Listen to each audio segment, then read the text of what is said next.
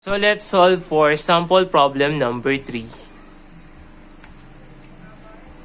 An aluminum tube is fastened between a steel rod and a bronze rod as shown. So meron tayong ditong aluminum. So ito yung nasa gitna.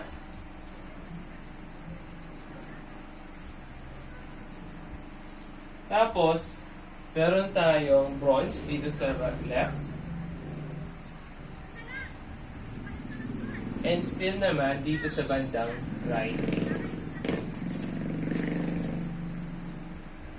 Action loads are applied at the positions indicated. So meron tayong mga action loads acting dito sa composite material natin. So meron tayong 2P going to the right dito sa steel. Tapos meron tayo dito na 4P. And also, we have a P going to the right dito sa aluminum natin. And to balance the equation, siyempre kailangan natin ng 3P going to the right.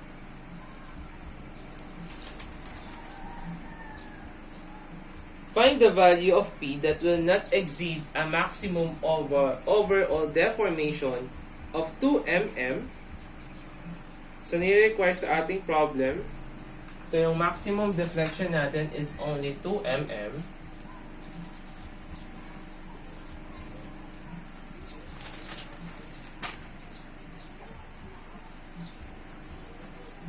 Or a stress in the steel of 140 megapascal.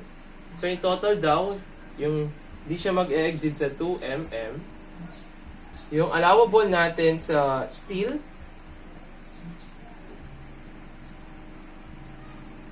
is 140 megapascal. In the aluminum 80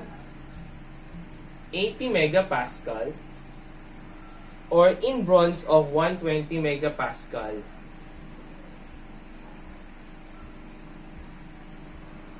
Assume that the assembly is suitably braced to prevent buckling, and that ES is equal to 200 gigapascal. So yung steel natin, this is 200 gigapascal.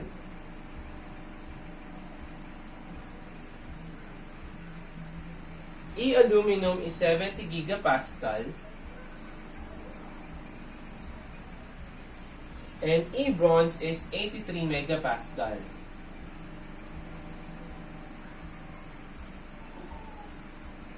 Gigapascal.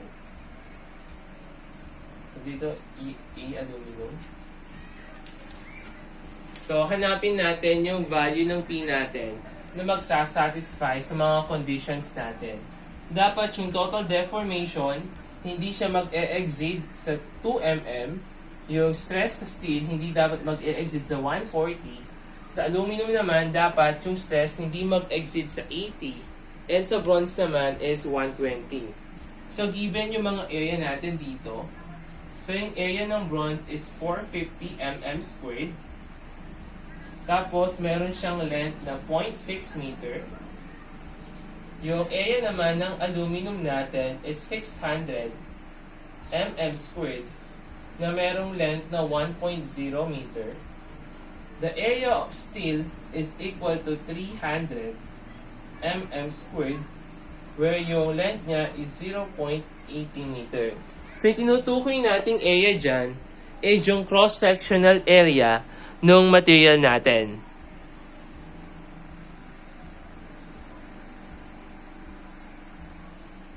So, let's solve. So, yung hinahanap natin dito is the value of our P. So, paano natin malalaman yung value ng P natin? So, para malaman natin yung value ng P,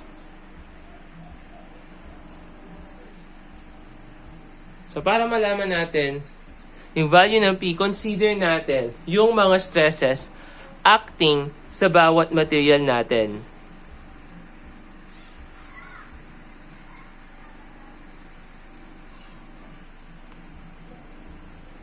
So let's say, mag-pass tayo ng cutting section dito sa bronze natin. So let's pass a cutting section here. So kung magka-cutting section tayo dito, meron tayong lalabas dyan na force. So meron tayong force dito na 3P. Siyempre, consider natin is left section since konti lang yung loadings natin dyan. Ngayon, i-oppose siya ng bronze natin. Ng force natin sa bronze.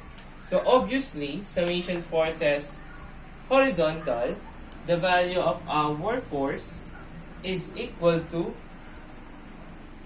3P. So kung titingnan nyo yung kanyang direction, going siya sa material, therefore it is a compression. So lagay natin yung value ng natin, yung sa stress sa bronze is equal siya sa force sa bronze all over area of bronze. So yung allowable stress natin sa bronze is equal to 120 megapascal. Tapos yung hinahanap natin, yung pressure naman sa bronze is equal siya sa 3P over yung area niya, which is equal to 450 mm squared. So, the value of our P is equal to 18,000 Newton. So, kung i-consider naman natin is yung stress na mangyayari sa aluminum, siyempre, same lang naman tayo. Same procedure lang. Magpapass din tayo ng cutting section. So, in this example, let's pass a cutting section dito sa aluminum. So, kahit nasaan ka mag-consider dyan, either left or right, so sabihin natin, i-consider natin is left section. So, dito meron tayong makikita dito na 3P going to the right. Tapos, meron tayong P dito. So, siyempre, what is the value na magbabalance dito? So, meron tayong 3P na papunta doon, tapos 2P lang na going to the left. Siyempre, kailangan ng another force going to the left para mag-balance yung system natin. So, this is yung sa aluminum natin. So, obviously, upon inspection, makikita natin that PA is equal to 2P, wherein yung direction niya is compression. So, yung stress at aluminum is equals to the force acting at aluminum over the cross-sectional area of aluminum.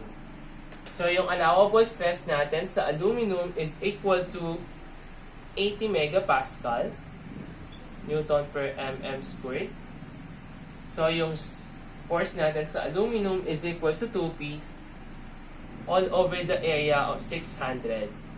So, we have a value of P which is equal to 24,000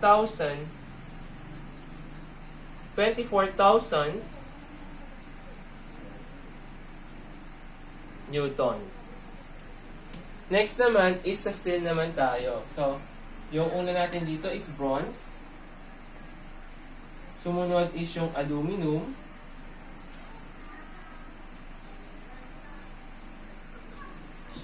Last naman is yung sa steel naman. So, same lang naman. Kailangan nating mapalabas yung force acting at the aluminum. At steel pala. So, same procedure. Let's cut a cutting section. Cut tayo dyan. So, kung magka-cut tayo doon, mangyayari is consider natin yung right section since mas madali siyang i-consider sa right. Ayan. So, ayan yung sa steel section natin. So, dito sa pag-cut, kung saan siya nag-cut, meron tayo ditong 2P. To balance the system, kailangan tayo merong value na ito yung PS natin. So, obviously speaking, di ba, upon yung i-analyze mo, no, the value of your P sub S is equals to 2P. So, yung stress natin sa steel is equal siya sa force sa steel all over the cross-sectional area of steel. So, we have yung allowable natin dito sa steel is equals to 140 megapascal is equals to yung piece of S natin equals siya sa 2P all over yung area natin. Cross-sectional area is equals to 300. So the value of P is now equal to 21,000 Newton. So, na-consider na natin etong mga conditions na to, etong sa steel, sa aluminum at saka bronze. Ngayon ko, consider naman natin etong last criteria natin na kailangan, di ba, yung total deformation natin is equal lang siya sa 2 mm. So, paano natin malalaman yon? So, sa strength of materials,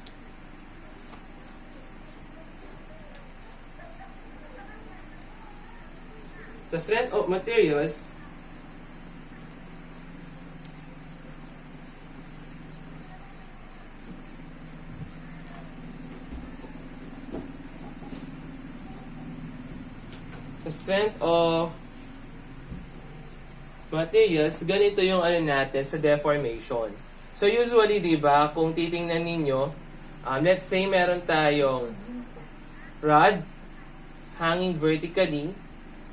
So, kung meron tayong force dito, ano yung direction ng force natin dito? So, tension. Tama? Kapag tension yung direction ng force natin, meaning to say, kapag kumukuha tayo ng total deformation, positive siya. So, ganun yung orientation natin. Kapag naman compression, negative naman. Paano? Let's say, na meron tayong ditong, sabihin natin material. Tapos, kinocompress siya ng force P. So, there is a tendency na yung deformation natin dito is i-compress niya. So, kung ito yung mangyayari is, instead na mag-elongate yung material natin, magko-compress siya. That's why negative yung compression. So, in other words, diba, kapag deformation, tension, positive, compression, negative.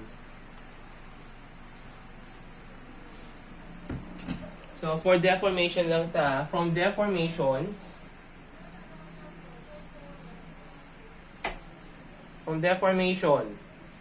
tension, positive, compression, negative. So, total deformation, paano yan? Since meron tayong iba't ibang length, so mangyayari niyan is total deformation is equal to summation of PL over AE. Or in other words, PL over AE of steel, una is bronze, plus PL over AE of aluminum plus PL over AE of steel. So, ganun lang yung gagawin nating procedure. Next naman is lagyan na natin ng values etong mga So, yung total deformation natin is 2 mm. So, that will become 2 mm is equal to, so yung P natin dito, in terms dito sa bronze natin, mapapansin niyo sa bronze, meron tayo ditong 3P, which is compression, kaya negative. So, meron tayong negative 3P. So, yung value ng L natin is 0.60. So, in terms of mm, magiging siyang 600 mm. All over yung area natin, which is equal to 450 mm squared. Tapos, yung modulus of elasticity niya na 83 gigapascal or 83,000 megapascal. Plus, so tingnan natin. So, next naman is yung aluminum. Since yung aluminum natin is compression, minus yan. So, minus. So, yung value ng aluminum natin in terms of P is 2P. So, yung length niya is 1 meter. So, meron tayong 1,000 mm all over yung area niya, which is equal to 600 multiplied by yung modulus of elasticity na 70 times 10 raised to 3 megapascal. Next naman is sa steel. So, kung mapapansin ninyo yung steel natin, that is tension. Kaya, positive. Plus. So, we have 2P multiplied by yung length niya na 800 over yung area niya na 300 multiplied by yung modulus of elasticity niya na 200 times 10 raised to 3. So, we have a value of P which is equal to negative 28924.66 Newton. Since it is negative, therefore, P is equals to 28924.66 Newton compression. So, ngayon, meron tayong apat na values ng P. So, meron tayong value na 18,000, considering yung stress natin sa bonds. Ito naman yung allowable naman natin. Sa aluminum, may nakuha tayong 24,000 na value ni P. Nung kinonsider natin yung allowable sa steel naman, nakuha natin yung P, which is equal to 21,000. Tapos, dito naman sa total deformation, ito yung nakuha natin. So, sa apat na P, ano yung i-consider natin? Yung 18,000 ba? 24,000? 21,000? O 28,924.66? So, kapag load, eto lang note, no? Kapag load, always kino-consider natin yung least. So, in this example, di ba, yung pinaka maliit is yung 18,000 Newton. So, this is our answer. So, we will adopt 18,000 Newton for the value of P.